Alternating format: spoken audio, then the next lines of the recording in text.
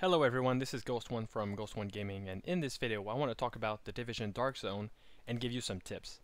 I played during the January beta on PC, however pretty much everything I will cover in this video is applicable to console players as well. So what is the Dark Zone and why go there? Well, it's a mixed PvE and PvP zone and it has the best loot in the game according to Ubisoft. On top of that, it's fun. It can be very chaotic, but it's fun.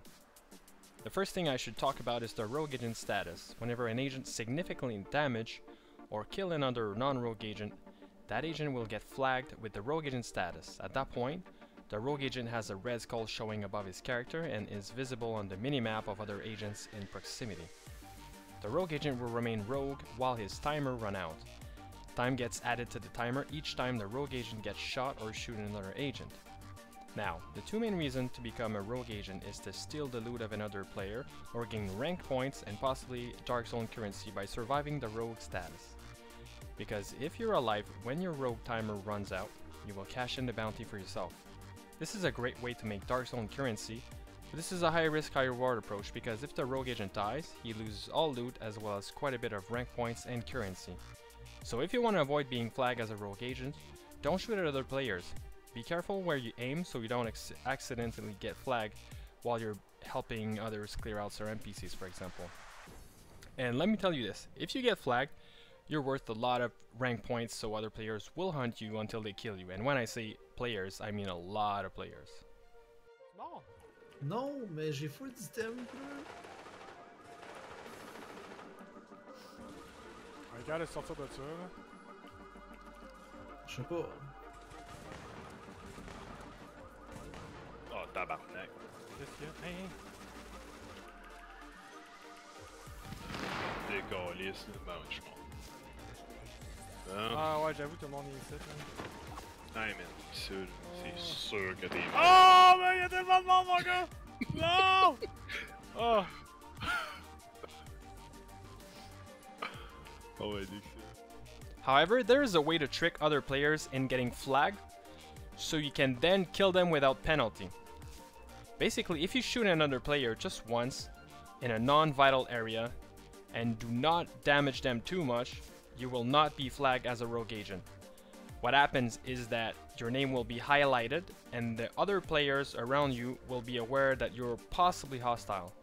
Some players might fire back at you to defend themselves and assume you just have bad aim. If they hit you and significantly damage you, they will be the ones who get flagged. Then all you have to do is play safe until you have other players coming to help you kill the rogue agent. It will be much easier to kill the rogue agent when he is surrounded and have nowhere to go. Okay, so now that we talked about the rogue agent status, let's talk about the Dark Zone rank and currency. When you step into the Dark Zone, you stop gaining level experience and instead, you gain or lose Dark Zone ranks. Dark Zone ranks are completely independent from your character level, and at the time that I played in January, the maximum Dark Zone rank was 12. Also, the currency you gain in the Dark Zone can only be used to buy items from Dark Zone vendors. These vendors can usually be found at Dark Zone entry and exit points, as well as inside safe rooms within the Dark Zone itself. Also, keep in mind that some items that you can buy have a rank requirement. For example, the best weapon I could buy during the beta had a rank requirement of 12, and the cost was about 3,000 Dark Zone currency. When you're starting in the Dark Zone, the best way to rank up, gain currency and loot is to hunt and kill NPCs that are spread in the zone. You're most likely under geared to be going against other players. If they have Dark Zone gear all the way, they will do way more damage than you, and will seem to have much more hit points than you do. So when I played, there was purple, yellow, and named yellow NPCs inside the zone. They keep respawning, so just keep moving and patrolling the zone until you encounter some. The loot from NPCs is not shared, meaning that you can cooperate with other players to kill them without being worried that other players will steal your loot. Each player get their separate loot if they get any. For the best loot, you'll want to find the yellow and named yellow NPCs. Je suis mort, mais il est mort. J'allais.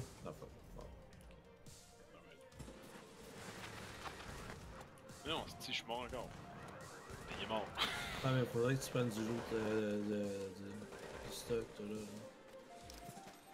Ah, lui, c'est. Yeah, c'est ça, Bonnie, là, ça, c'en est un, c'est lui, là. Ah, celui avec l'étoile, là. Ouais, c'est ça, ça, c'est... Oh Les autres fuck! sont tough, sont payants. Il y en a deux. Recule l'Hellnixia, t'es mal... T'es mal placé.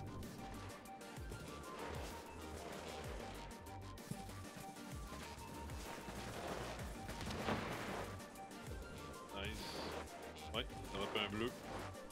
Peut-être même plus. Ouais. Un deuxième bleu. J'ai deux bleus, hein. Deux bleus plus deux un. bleus. The best spot to find them is the northwest corner of the zone, the sports center completely north of the map, as well as the subway underground. Now that you have this nice loot, you'll need to extract it in order to eventually equip it. The items that you loot from within the dark zone are considered contaminated and they need to be extracted by an helicopter taken back to the headquarters. You can only carry up to 6 contaminated items at once, which is why you'll need to extract regularly. When you're back at your HQ, you'll find the items in your stash, and at that point you can equip, salvage, or sell them. So going back to the extraction, you'll need to find an extraction point. There was about 3 to 4 in the zone when I played. These are the helipad spots with the yellow H in the middle. So when you reach one, you'll need to fire a flare to call in the extraction. Try not to fire the flare in the middle of the point on top of the H, because it doesn't offer much cover and you'll be exposed whenever you go drop your loot. You'll be an easy target for a sniper or for a well-timed grenade. After you fired your flare, you will need to wait about a minute before the helicopter arrives and drops a rope for you to attach your loot. During that time, it's possible other players will converge on your location. It's important to note that extraction can be shared by up to 4 different players that are in the same party or not. That means 4 players can drop their loot per extraction in a first come, first served manner. So just make sure you drop your loot first. Whenever you see other players around the extraction point, they might want to try to share the extraction.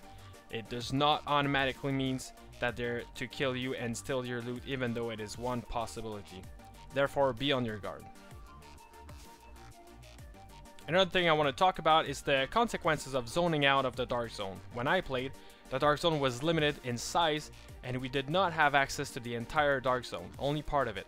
On the map, we could see that the dark zone extended north. So for example, if we followed a road that was heading north, at some point we would reach the edge, which was a wall of red fog.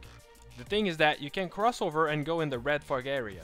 It will tell you that you are outside of the boundaries and that you will be brought back in the zone. After a few seconds, it teleports you to the nearest safe room.